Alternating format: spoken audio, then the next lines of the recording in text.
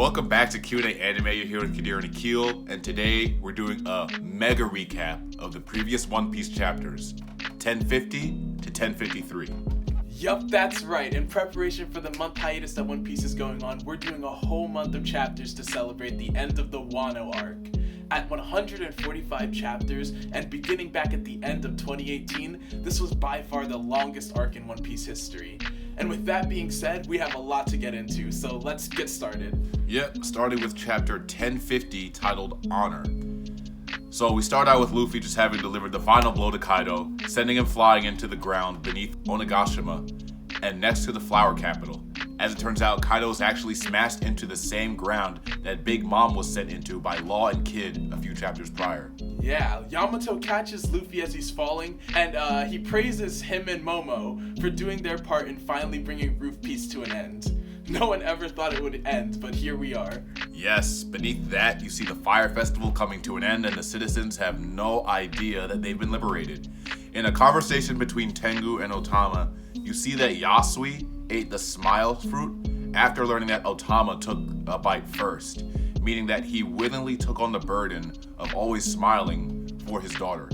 Tengu following up by saying he sacrificed himself so that Otama could live a happier life, and saying that there's no greater honor for a samurai, leading to Otama to change her message from "I want to see you dead" to "Thank you, Dad," which almost brought tears to my eyes. It was a real heartwarming moment. And then after this, Yamato finally announces to the rest of the island that Luffy finally defeated Kaido, and Momo moved the island in his dragon form, surprising a lot of the warriors as they never knew Momo had a fruit. Yeah, what do you make of what they might think, Akil? I think at first they were shocked in a bad way, probably thinking another dragon, because you have Orochi, Kaido, and now this mystery guy. Yeah, they were definitely worried that they might have had to take on Kaido 2.0 in order to win, but luckily that wasn't the case. We got a whole bunch of people screaming medic in the next few panels. Everybody that's injured needs Chopper's attention. And next, Momo finally makes a decision to not open the borders of Wano just yet, forcing Zunisha, who spent God knows how long walking towards Wano, to turn around and wait even longer, leading to this meme that I found hilarious. I can't believe that Zunisha has to keep walking. I would be so frustrated if I was walking around for 800 years and then being told to wait longer, but whatever. Moving on, the Beast Pirates refuse to give up as they state that they still have more numbers, but Yamato calls for them to cease fire and take the pirate side. Underground, the magma pool that Big Mom and Kaido are inside is about to blow, and Luffy is officially declared the victor in the Battle in the Skies. It took a while, but we finally have the biggest W we've been waiting for since Punk Hazard. Right? As Momo makes his descent onto the island, the vassals and Kurumurosaki, who we know as Hiyori, start making their appearance as Kyoshiro, who we know as Denjiro, announces the presentation of the new Shogun of Wano. And now, in the start of chapter 1051, the residents of Wano are fleeing in fear as they think that the other dragon that came down from the skies is Kaido. After being told otherwise by Kyoshiro, the other vassals start to emerge from the smoke, and the residents are shocked, thinking that they've all been dead for 20 years. I like how they made their appearance known to the citizens. Emerging from the smoke makes it that much more epic. Yamato finally meets the rest of the Straw Hat crew, and I love how he introduced himself as Kazuki Oden, like it was obvious that's who he was supposed to be. Not only that, but he straight up tells them he's going to join their crew, but Jinbei needs the captain's confirmation first. I really hope it's official that Yamato is going to be joining the Straw Hats, as he's my favorite character to make an appearance in the Wano Arc by far. I love that Sanji and Brook had absolutely no problems with Yamato joining the crew. They were just both like hard eyes and like, alright, sounds good to me.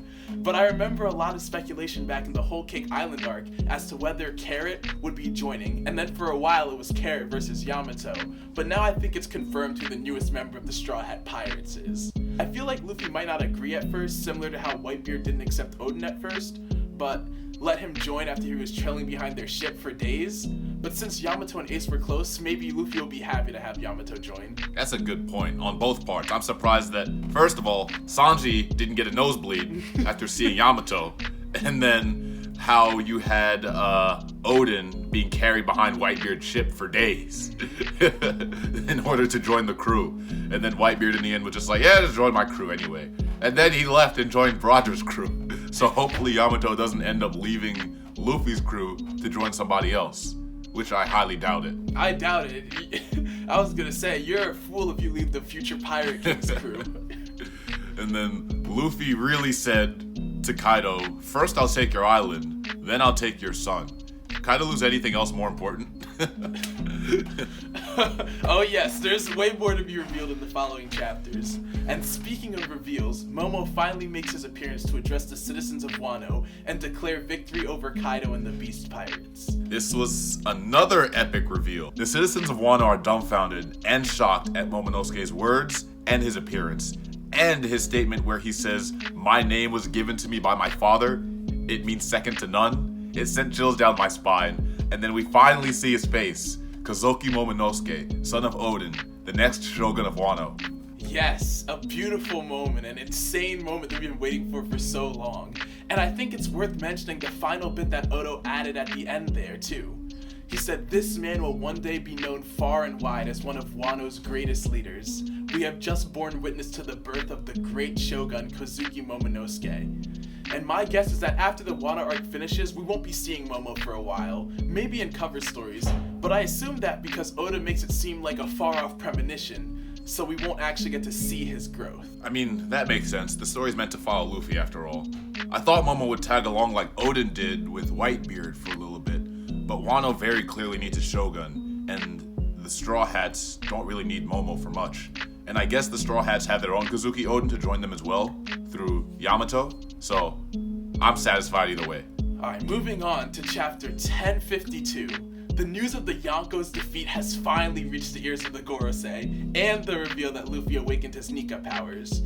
The Gorosei also happen to know about Zou, and what Zou's return to the island means for Wano's borders, commenting that Wano is still almost impenetrable. I wonder how much of the prophecies that the Gorosei know about, and I'm glad invasion isn't possible. I mean, imagine the people of Wano going from complete subjugation to Orochi and Kaido for 20 years, and then having to deal with occupation by the Marines. That would be a complete mess, especially considering what we learn in the later chapters. Oh yeah, absolutely. And then of course, like a waifu-obsessed weeb, they still want Robin all for themselves, asking if capture is possible, but I highly doubt it. Basil Hawkins finds X-Drake and they have a small discussion of fate. And it seems that the man that Basil predicted having a 1% chance of survival way back before the fight even began was actually himself. And I know a lot of people were predicting it was X-Drake or Luffy or maybe even Kaido, and I think I was one of them. I was like, oh, he predicted Kaido's future. But I guess this works out too. And as Hawkins says it was himself though, it looks as though he falls dead. But you can rarely know for sure in One Piece world if anyone is truly dead. Could this make Hawkins the first member of the Supernovas to pass away? I didn't even think of that, but you're absolutely right, Kadir. I guess that means less competition for Luffy, Kid, Law, and Zoro. He was never really that big in my book anyway. He was kind of a traitor to me when he joined Team Kaido. Listen, him and Apu, I'm waiting for Apu to get his turn, cause man. Yeah. I was glad when Zoro cut him and got the antidote, but it wasn't enough. I need more. It wasn't enough, yeah, definitely. I need to see him get beat down mercilessly. Well, moving on to a lighter topic. Celebrations are going to be had all around in the capital as Momo wants to celebrate the victory of the Alliance. And there's a lot of remembrance to be had as Kinyamon and Kawamatsu have a chat in the Eternal Graves, taking place in Ringo.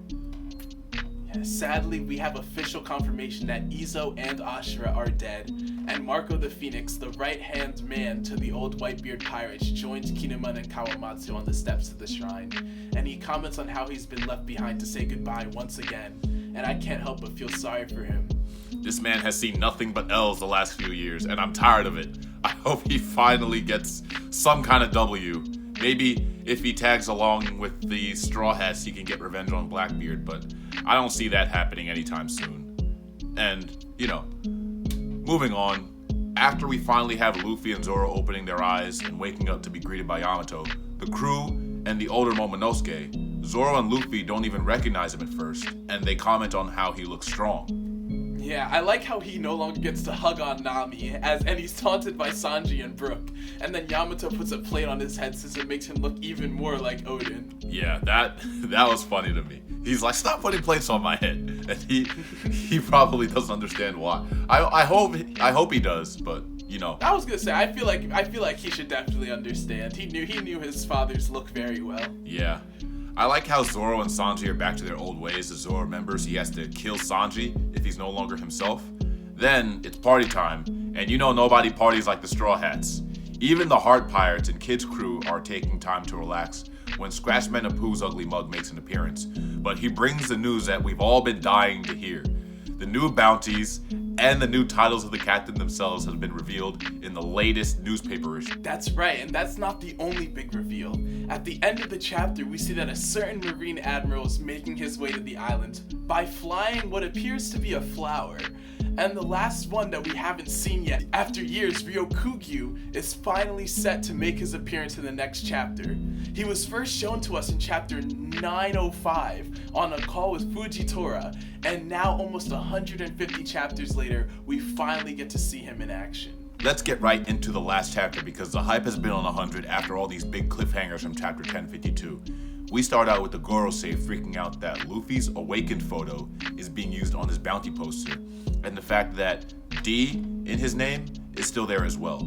For those of you that aren't aware, the middle name of some people begins with a D, and apparently it's like an inherited will type thing. That means they're rivals of the gods, and that scares the people that are in power because they obviously refer to themselves as the gods. So basically they see Luffy as their natural enemy, and they don't want that to be broadcasted over the world. Big News Morgans isn't putting up with any censorship, as a man of free speech refuses to be silenced by the propaganda.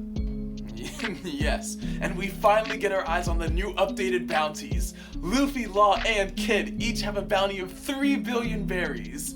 Luffy's doubled, Law's got multiplied by 6, and I'm not sure what Kid's bounty was prior to Wano starting, but this is definitely a huge jump for him.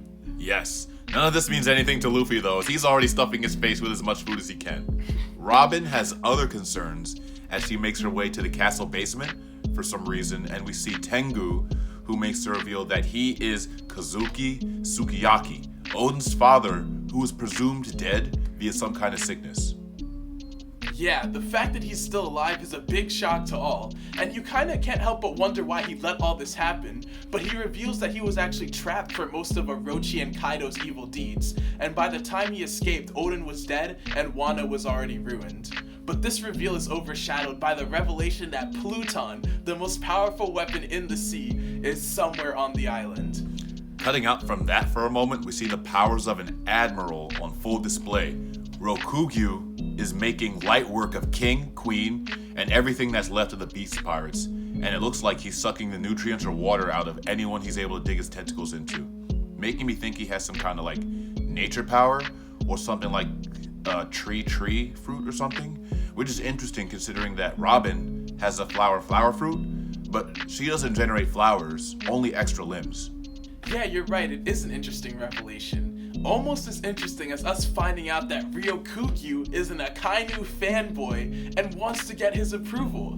I can't believe this dude is a brown noser. He instantly became my least favorite admiral, and that includes Aokiji. He comments that he's going to be taking Luffy's head, and hopefully doing so gets him that approval. But I'm hoping that Luffy beats this admiral into the dust.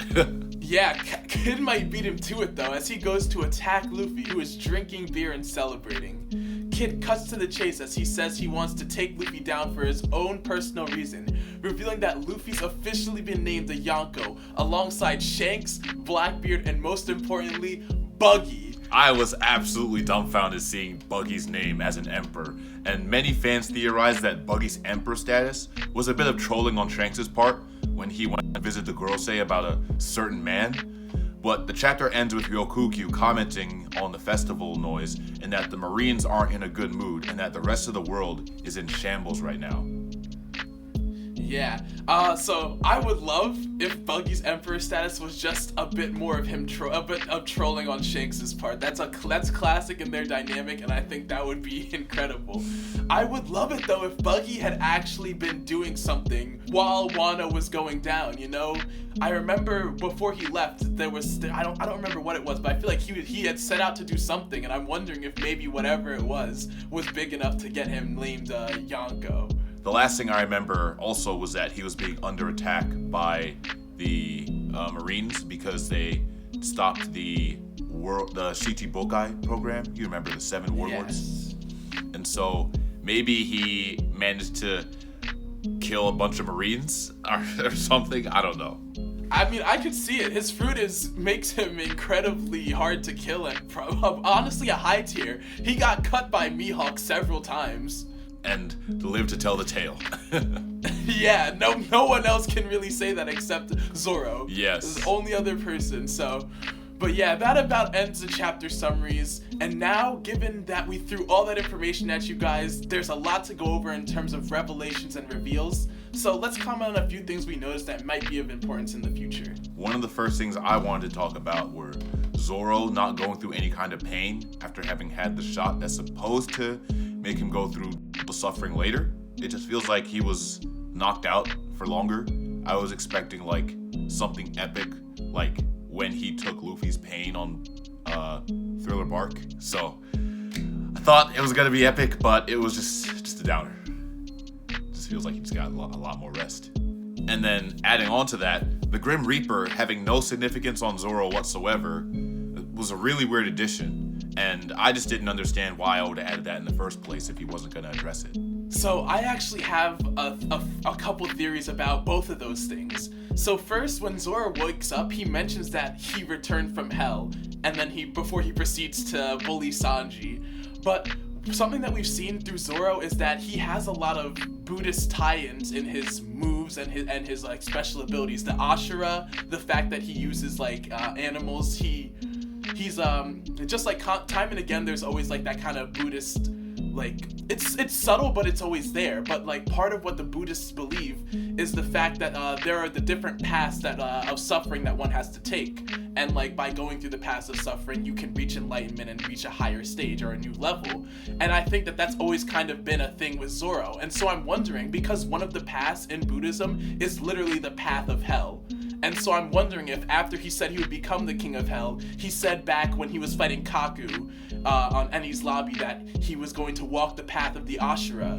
And so I'm wondering if maybe this is the tie-in of the Buddhism. Although we don't know what he went through, maybe I'm wondering if he really did have some sort of like journey through hell, whatever it may have been, before he was allowed to come back. Because in Buddhism it's also viewed that like death isn't permanent, it's a very impermanent state. It's a cycle of like rebirth and coming back. And so I'm wondering if maybe this is just all a big tie-in into like Zoro's future power and like what Oda plans to do with it. Man, you guys got to give Akil his flowers because I was not paying that much attention in One Piece lore class, and he obviously has a master's degree. Yeah, listen, I was gonna say I've always been like looking. So yeah, the Pepe Sylvia meme, that's practically me with the lore. All right, the next topic I wanted to discuss was Ryokugyu being a bootlicker, a brown noser, a butt kisser, whatever you want to call it. This man is riding Akainu hard. He is such a big Akainu fanboy, and I hate it.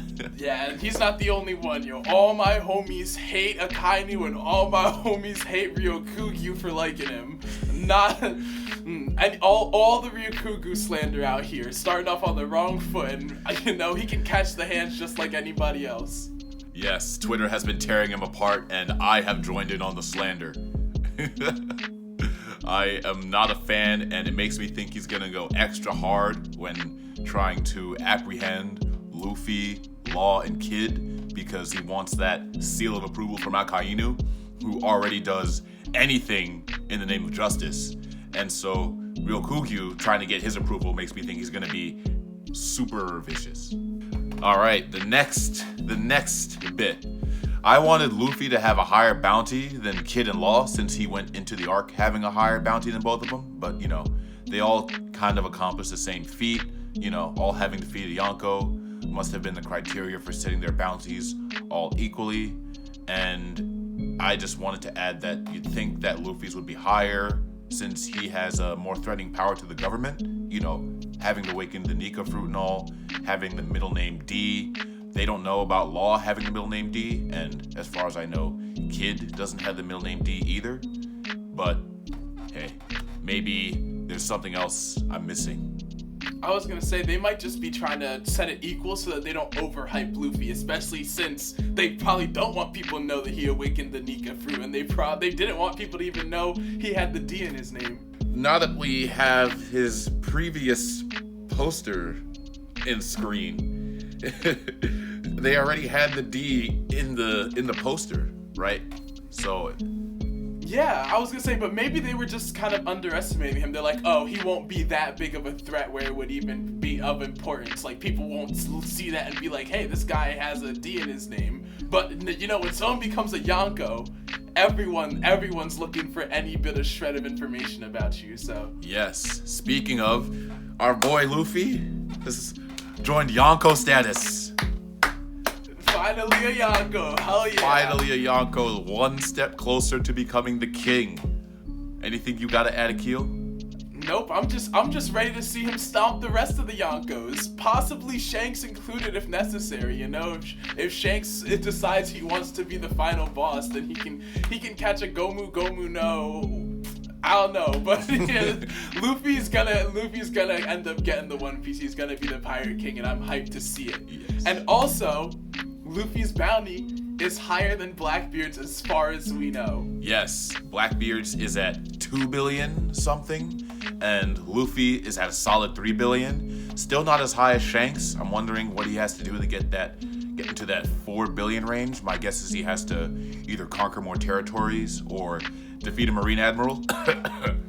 So I'm looking forward to see what this next arc has to bring, and we will see you guys in a month. Alright, yeah, 1 month till One Piece, but you know, honestly, Oda's given us plenty of stuff, so I'm just thankful that we got to see the beautiful arc that was Wano.